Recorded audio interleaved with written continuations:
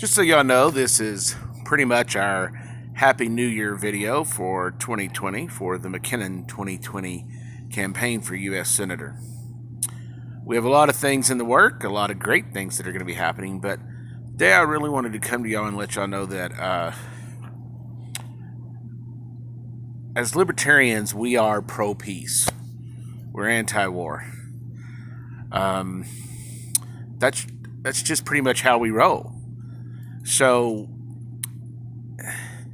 you really have to be in it for some type of profit to be pro-war. Now, with that said, that doesn't necessarily mean that, we don't retaliate when things happen that are violations of the non-aggression principle to us and ours. That's a period. But with that said, that means, are we really not the aggressors in some of these situations that we tend to think that, oh my God, I can't believe that they just did that. We have to, we have to strike back. Sometimes that's assuming that we're the ones that didn't strike first.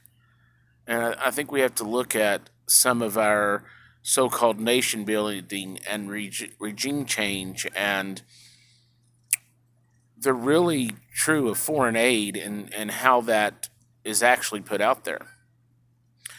So that's something we have to discuss, especially from our federal candidates, how that affects our day-to-day lives here, not only in the U.S., but the day-to-day lives of people around the world. And I think by us having a pro-peace, anti-war stance is important. It allows for us to have better relations with not only each other, but also all nations. So if we're going to have military engagements, wars, they have to go through Congress. And after that, they pretty much have to be justified. And we have to make sure that we're not being lied to as an American people and as congressmen and women, that we can make intelligent decisions about whether we should engage in those military exercises. It's very important. So I look forward to hearing what other candidates have to say about this, as well as our presidential candidates. Once again, you can go to McKinnon2020.com and volunteer for the campaign, or you can simply donate to get the campaign going. We have great candidates this year in the Libertarian Party, not only in Texas, but around the country.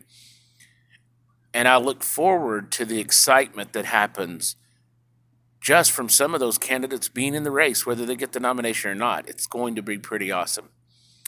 All right, we thank y'all, and y'all have a very prosperous 2020.